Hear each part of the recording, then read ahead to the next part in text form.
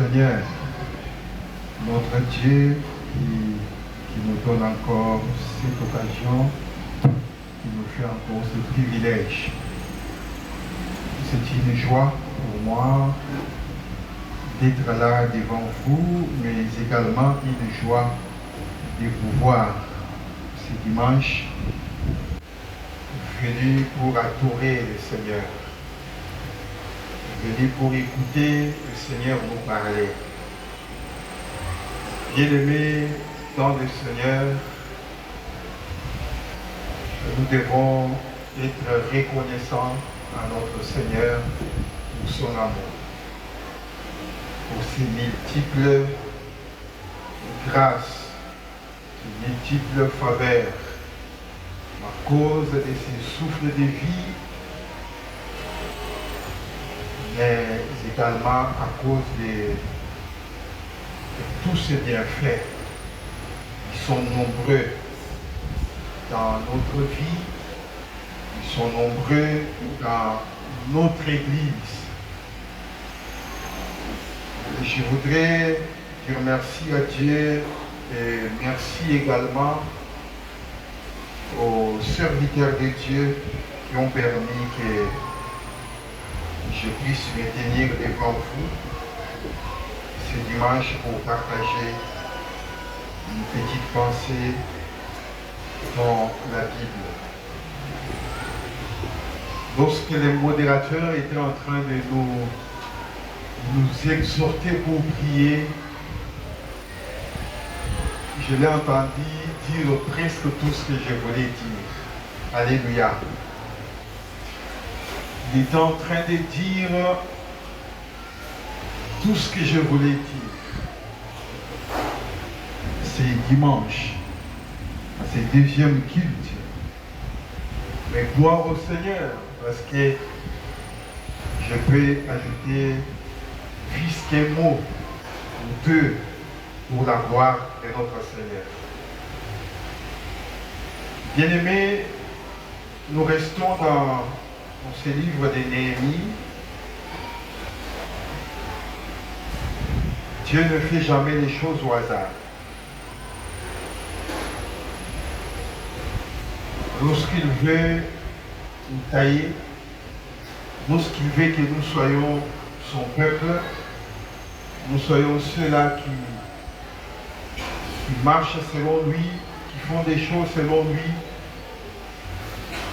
il nous met sur la voie de sa parole. Voilà pourquoi quand il amène le peuple d'Israël vers la terre promise, il ne pouvait pas laisser ce peuple comme ça.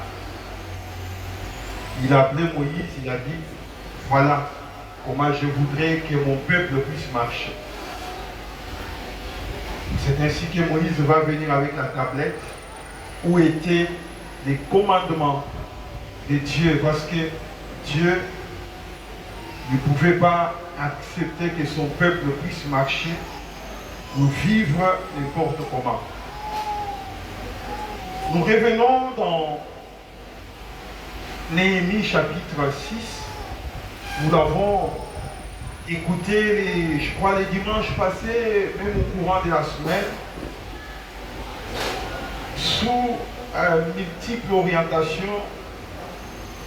Mais je voudrais prendre un petit élément dans ce même chapitre et essayer de les partager avec vous.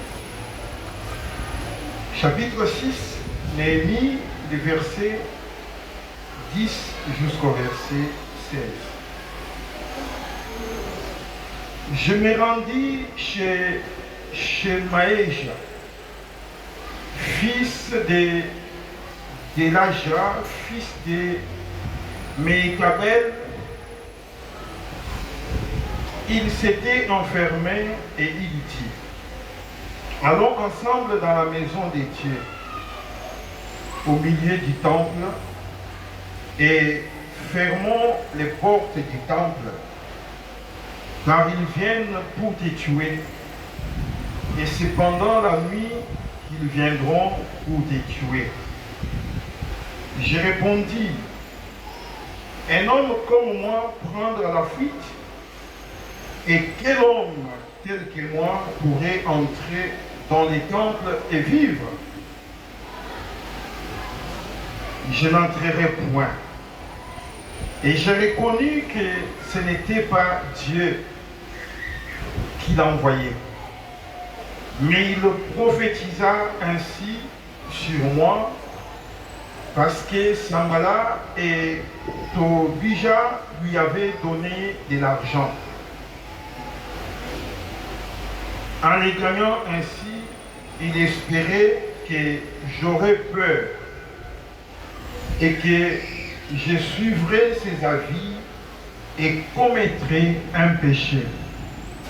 Et ils auraient profité de cette atteinte à ma réputation pour me couvrir d'opprobre.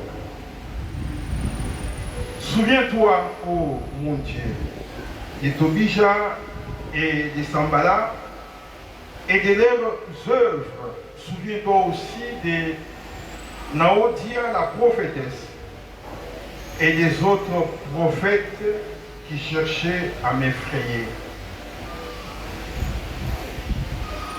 La Mireille fut achevée le 25e jour du mois de Lul en 52 jours. Lorsque tous nos ennemis l'apprirent, toutes les nations qui étaient autour de nous furent dans la crainte et éprouvèrent une grande humiliation et reconnurent que l'œuvre s'était accomplie par la volonté de Dieu. Alléluia. Amen. Alors, j'ai pris, suivant ces textes, un terme que j'ai essayé de formuler: sois intègre pour surmonter les obstacles pendant la restauration. Nous pouvons ajouter pendant la reconstruction, nous pouvons ajouter tout ce que nous voulons, parce que le Seigneur veut que nous puissions rebâtir, reconstruire. Le Seigneur veut que nous puissions restaurer. Alors, ce matin, ou pendant ce deuxième culte, le petit thème autour duquel nous allons essayer d'échanger dit: sois intègre pour surmonter les obstacles pendant la restauration. Tu peux ajouter la reconstruction, tu peux ajouter la construction, comme tu veux. Alléluia. Bien-aimés,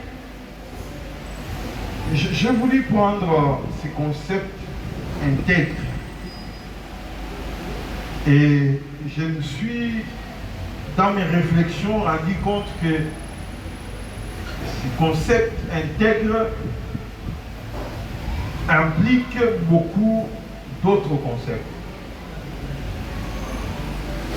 Je me suis dit que ça implique celui qui est intègre et en même temps obéissant. Celui qui est intègre, je parle de l'intégrité vis-à-vis de Dieu. Alléluia. Il faut qu'on soit précis. Je parle de l'intégrité vis-à-vis à notre Seigneur, bien que ce n'est pas mentionné dans les thèmes, mais je voudrais parler ici de l'intégrité vis-à-vis de Dieu.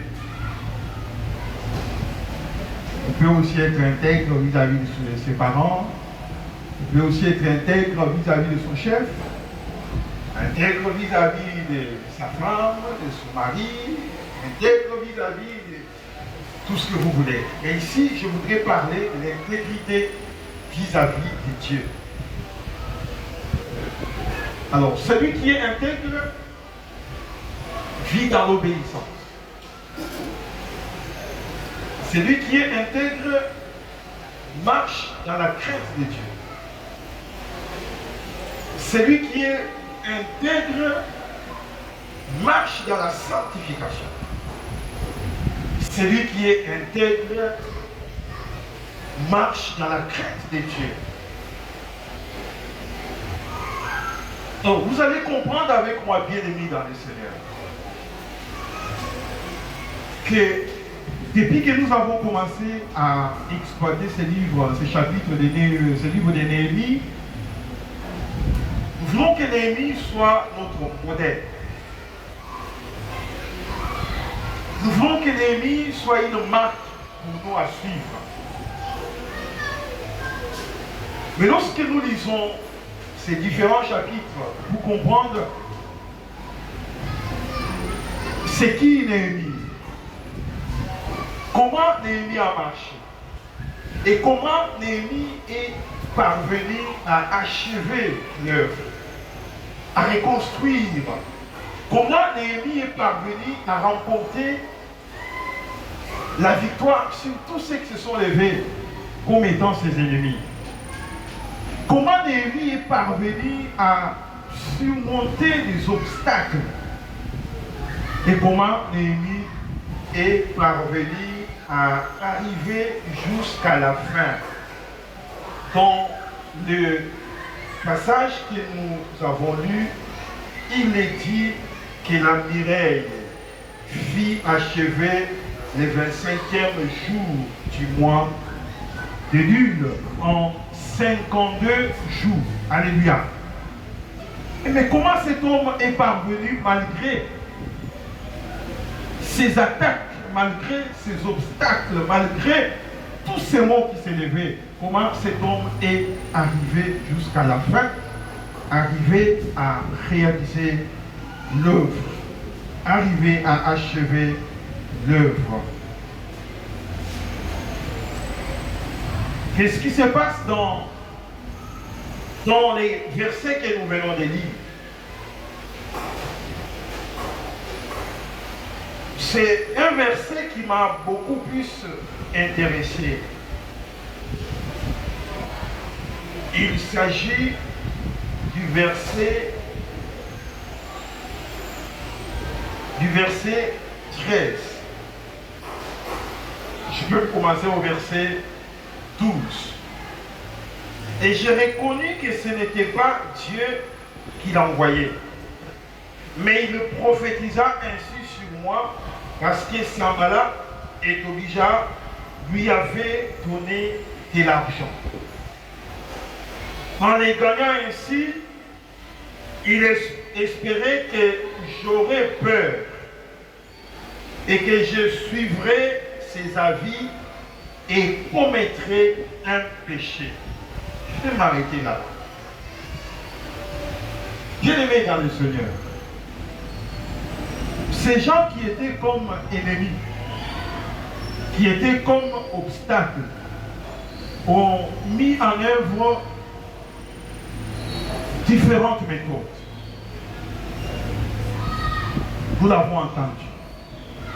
Ils ont mis en œuvre beaucoup de tactiques pour essayer à faire échouer l'œuvre. Mais qui était l'acteur dans l'œuvre? C'était Néhémie, vous êtes d'accord avec moi, alléluia. C'est Néhémie qui était l'acteur majeur dans la reconstruction de la muraille de Jérusalem. Et ces gens qui étaient au service du diable ont mis en place des tactiques, des méthodes, parce qu'ils avaient compris que c'est avec cet homme que la muraille sera construite. Alléluia. De même, ce matin, je voudrais que tu comprennes et que tu les retiens que l'ennemi sait, ou si tu veux, il le saura, que tu es l'acteur majeur pour la reconstruction de notre temple, pour la restauration de nos cultes, la restauration de notre église. L'ennemi sait que tu es l'acteur majeur. Dieu n'est pas descendu, bien-aimé dans le Seigneur, pour rebâtir la muraille de Jérusalem. Le Seigneur n'est pas descendu ou n'a pas envoyé des anges pour fabriquer des portes. Dieu a réalisé tout cela par Néhémie. Alors, Dieu les fera également par toi. Alléluia. Dieu va les réaliser également dans cette église par toi, ma soeur, par toi, mon frère. Et tu es l'acteur majeur dans cette affaire. Alléluia. La restauration de l'Église, la restauration de notre église, la construction de notre temple. L'acteur majeur, c'est toi. L'acteur majeur, c'est moi. Chacun, selon que le Seigneur l'a appelé, chacun selon que le Seigneur a mis en lui ou en elle ses capacités. Alléluia. Alors, ils ont monté des tactiques. Ils ont monté des plans. Ils ont mis en place des méthodes. C'était pourquoi? C'était pour barrer la route. C'était pour que l'œuvre de notre Seigneur ne puisse pas se réaliser, ne puisse pas s'achever. Alors, qu'est-ce qu'ils ont fait par la suite? Après avoir tenté les différentes tactiques, les différentes méthodes, ils disent maintenant, nous avons tenté à gauche, ça n'a pas réussi, à droite maintenant, essayons avec cet homme pour les pousser à pécher. Alléluia.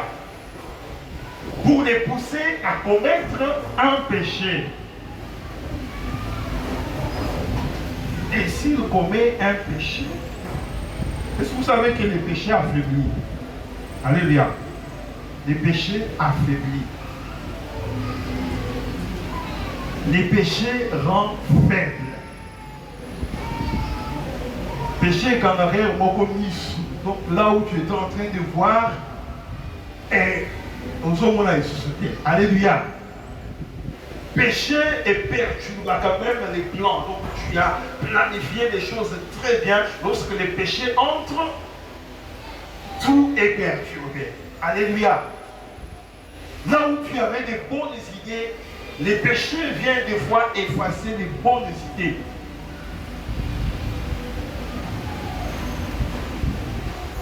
Et ses amis, cette fois-ci, utilisent d'autres personnes avec l'objectif d'amener Néhémie à pécher.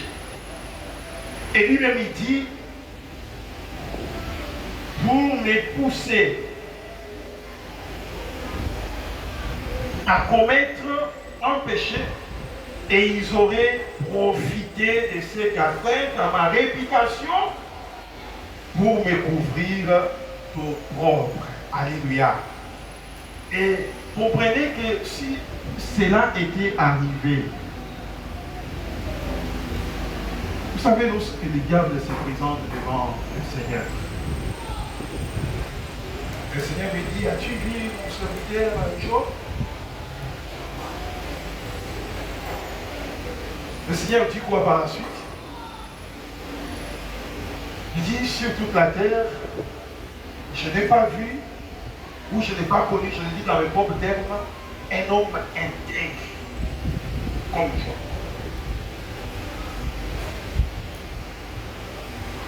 Je n'ai pas vu un homme droit, un homme qui marchait dans la crainte de Dieu comme Job.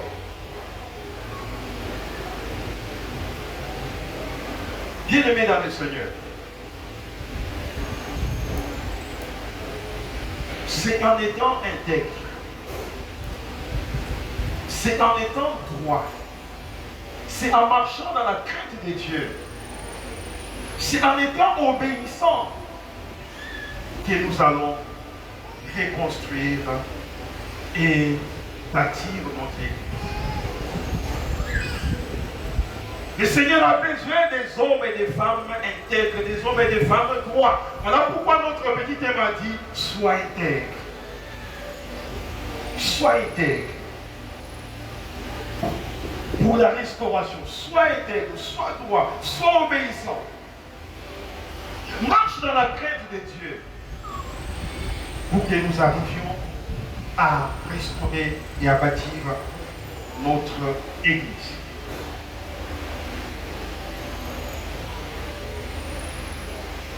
Bien-aimé dans le Seigneur, pourquoi le Seigneur a pu refuser que ta fille puisse bâtir ta vie? Alléluia.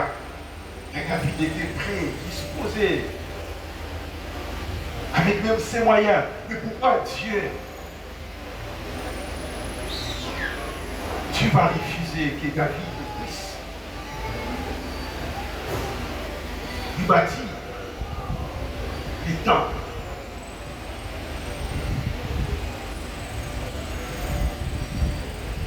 Néhémie dit, j'avais compris qu'ils ont eu à gagner et ils espéraient que j'aurais peur et que je suivrais ses avis. Ses avis.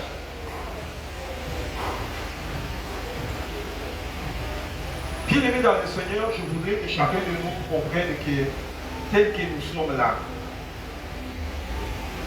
en étant des acteurs majeurs, je voudrais qu'en sortant ici, que tu saches, que tu notes que tu es un acteur majeur dans la reconstruction, dans tous ces aspects, tels que nous sommes en train de le suivre avec des livres de Néhémie. Que tu comprennes que l'acteur majeur, c'est moi. Vous n'êtes même pas à deux. Que tu retiens, que tu comprennes que tu es le seul acteur majeur. Et qu'en étant acteur majeur, ta détermination,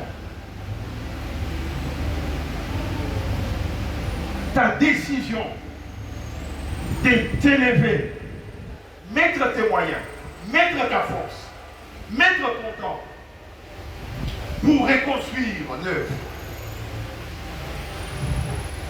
Il faut comprendre que le diable ne peut pas être content. Le diable ne peut pas les vouloir.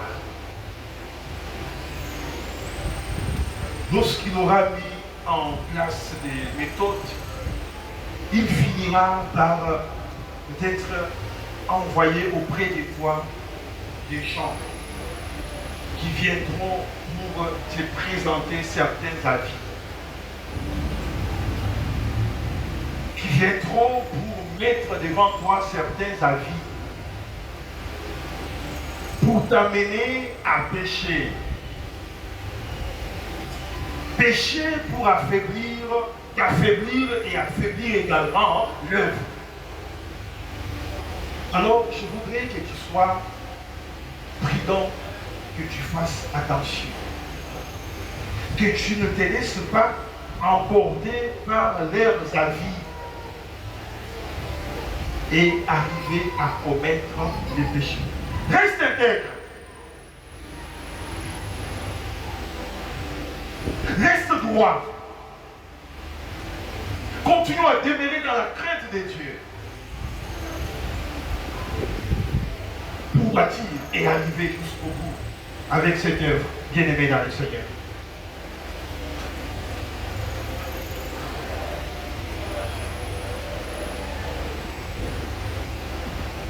Si j'ai voulu qu'on chante, garde-moi fidèle à toi, Seigneur, parce que j'ai des prix à remporter et des victoires à gagner. Cela n'est pas donné à tout le monde. Cela n'est pas donné à tout le monde. La victoire, les prix, ce n'est pas donné à tout le monde lorsqu'on pouvait le faire ou les gagner avec Dieu. Vous savez, dans la Bible, nous avons un homme qu'on appelle Joseph. Alléluia. Nous avons un homme qu'on appelle Joseph. Cet homme a traversé des moments compliqués pour arriver au sommet. Cet homme a été tenté. Cet homme sévit devant, si nous pouvons prendre ce qu'il a vécu dans la maison de Potiphar, où il a été tenté par les femmes de Potiphar. C'était également un avis. C'était un point de vue. C'était une stratégie du diable pour amener Joseph à rompre avec son Dieu. Pour amener Joseph à désobéir à son Dieu. Et automatiquement, Joseph ne pouvait plus arriver là où il était arrivé. Mais Joseph est resté intègre vis-à-vis de son Dieu. Joseph a accepté même de laisser passer des avantages, des entre guillemets avantages qu'il pouvait avoir. Si il avait commis ses péchés avec la femme de Potiphar, peut-être qu'il aurait gagné quelques biens matériels. Peut-être qu'il aurait gagné un peu de sommes d'argent. Mais Joseph a décidé de rester intègre. Il a accepté de perdre même tous ces privilèges qu'il avait dans la maison de cet homme pour rester intègre vis-à-vis de son Seigneur. Parce qu'il y avait une grande victoire qui l'attendait. Il y avait un grand prix qui était au-devant de lui. Bien-aimé, sois intègre. En tant qu'acteur majeur, sois intègre. Marche dans la crainte de Dieu. Marche dans la droiture.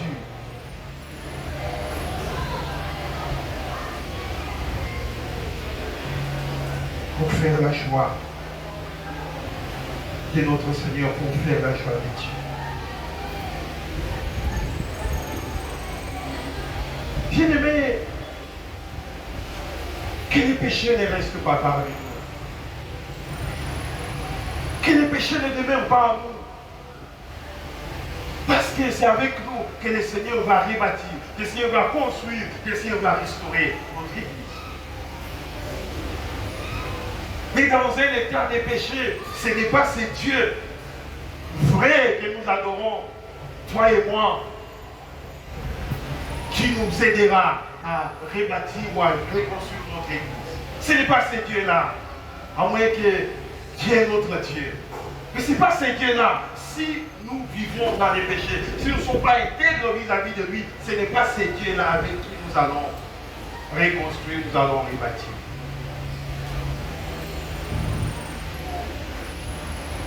Et je sais que ça peut arriver que les péchés, qu'on tombe dans les péchés, n'est-ce pas? Ça peut arriver. Ça peut arriver qu'on tombe dans les péchés. Mais en tant qu'acteur majeur, en tant qu'enfant de Dieu, en tant que disciple, qu'est-ce qu'il faut faire, bien-aimé à le Seigneur? Qu'est-ce qu'il faut faire? Lorsqu'on tombe, c'est faire quoi? C'est vite se relever. C'est vite se relever et se mettre en ordre avec le Seigneur et continuer la marche. Continuer la marche. C'est vite se repentir. C'est vite demander pardon et continuer la marche avec le Seigneur. Pour ne pas laisser un seul moment, une seule seconde à l'ennemi, afin que l'œuvre bien-aimée dans le Seigneur soit bloquée, l'œuvre soit bloquée. C'est relevé. Vous savez, je vais vous donner une illustration qui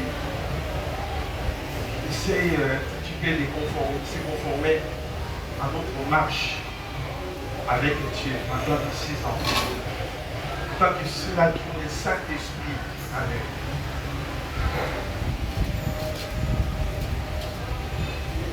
Lorsqu'un homme normal sur la route fait un mauvais pas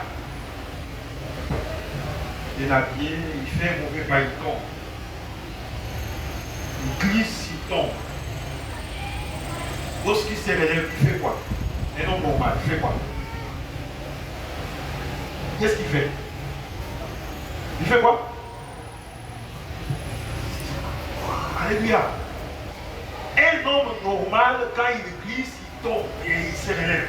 La première des choses à faire, c'est il y a même de la poussière ou ça rentre de l'eau, il va même chercher la oreille de l'eau, il veut mettre de l'eau dans la terre. Avant de continuer la marche. C'est la même chose avec notre Seigneur. Alléluia. Ça peut arriver quand on tombe. Mais quand on tombe, c'est à l'immédiat. Bien aimé dans le Seigneur, on se met en ordre avec notre Seigneur. C'est à l'immédiat qu'on se met en ordre avec notre Seigneur pour continuer notre marche. Celui qui tombe et qui continue la marche avec les sables dans tout la marche. Lorsqu'on les voit, on peut se dire que non, peut-être il a un problème, peut-être il est malade, ou peut-être il y a quelque chose qui ne va pas. Mais or, celui qui a le Saint-Esprit, c'est ça l'œuvre du Saint-Esprit en nous, bien-aimés. Quand on est tombé, immédiatement le Saint-Esprit nous dit qu'on est tombé. Il y a des saletés qu'il faut enlever. Il y a la poussière qu'il faut essuyer pour continuer la marche avec le Seigneur. Bien-aimé, sois intègre parce que tu es l'acteur majeur. Tout ce que nous sommes en train d'écouter, tout ce que Dieu nous dit, tout ce que le Seigneur nous parle à travers les chapitres, les livres de Néhémie, bien aimé, ce Seigneur ne descendra pas pour le faire. Ou bien il n'enverra pas des anges. Peut-être qu'il va envoyer des anges. Mais ces anges viendront toujours sous forme de personnes humaines. Et l'acteur majeur, c'est toi. C'est toi l'acteur majeur.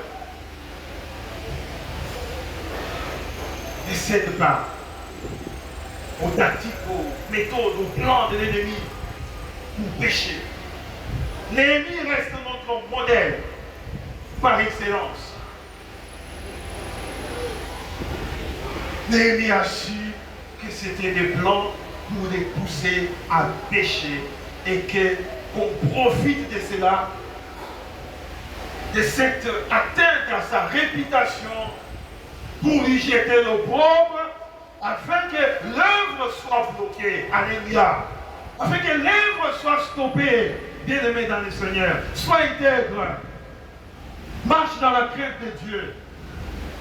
Marche dans la sanctification. Parce qu'avec toi, le Seigneur va rebâtir cette église. C'est avec toi que Dieu va restaurer cette église.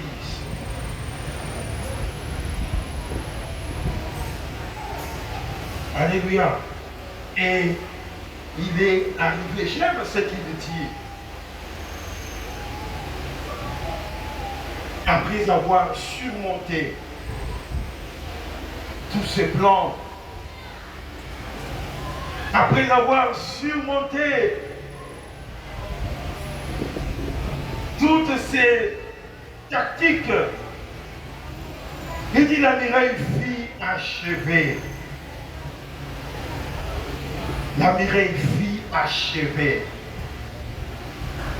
Néhémie est arrivé au bout, à la fin, avec l'œuvre de notre Seigneur.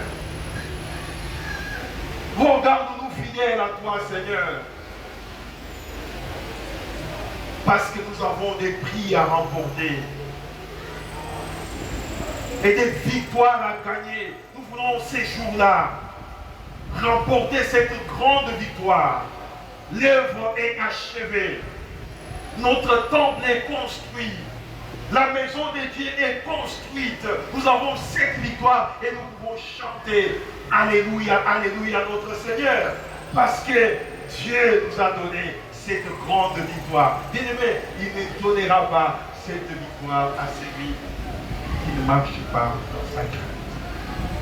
À celui lorsqu'il est piégé, il tombe facilement. À celui qui se laisse emporter par les plans de l'ennemi, il donnera cette grande victoire à celui qui va demeurer intègre Que le Seigneur vous bénisse.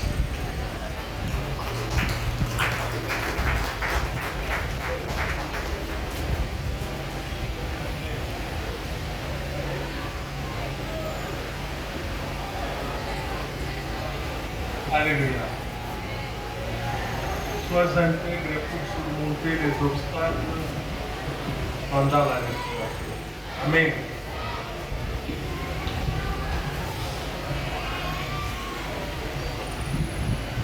Nous voulons faire une prière.